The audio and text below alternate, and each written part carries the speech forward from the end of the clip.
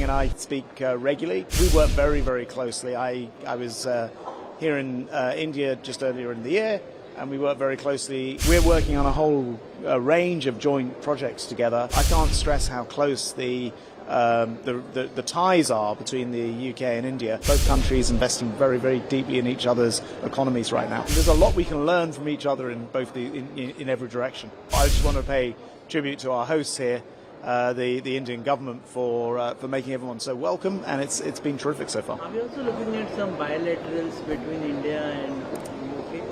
Yes, absolutely. In fact, Minister Singh and I speak regularly. And we've already spoken since I've been here, and he's coming to London as my guest next as well.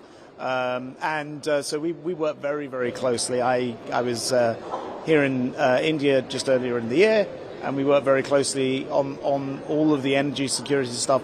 It's so important. It's so important, I know, for India with all of its tremendous ambitions. But I think everyone knows that for India to reach its potential, it has to have security of supply of energy. And we also know simultaneously that increasingly we have to transition that as a world to being zero carbon. So there are two big challenges that we've got to face together. Can you just tell us more about Mr. Sinha's visit to London next month? Yes, he's coming over very shortly. Unfortunately, he had to postpone the last one. He'll be over very shortly for that visit. We're working on a whole range of joint projects together, but I can't stress how close the ties are between the UK and India. Just two very good examples.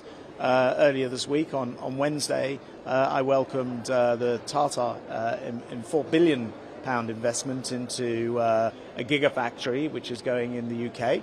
It's a massive investment by a fantastic. In fact, I think we're standing in a Tata. I'm staying in a Tata hotel here in Goa. So that's one way around. And then yesterday I was with JCB. You'll know them for their diggers. They tell me about half the diggers in India building the country are JCB diggers. They're built here.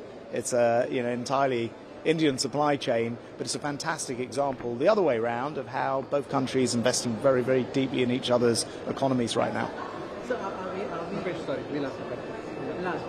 we also looking at this amongst G20 countries? Are we also looking at differentiating between the developed countries and those countries which are getting developed? There has been a huge difference as far as renewable energy is concerned.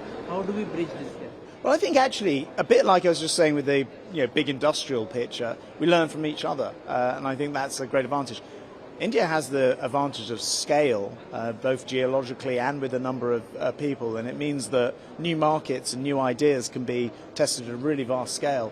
The UK has the advantage with energy, and particularly the transition of, for example, having built the world's largest offshore wind farms. We have the largest wind farm offshore off the North Sea, the second, the third, the fourth largest, and we've done it through a financing process called Contracts for Difference, and I know that that's really created a lot of interest. I know that, for example, India wants to have 30 gigawatts of offshore wind, I think, by 2030. So there's a lot we can learn from each other in both in every direction.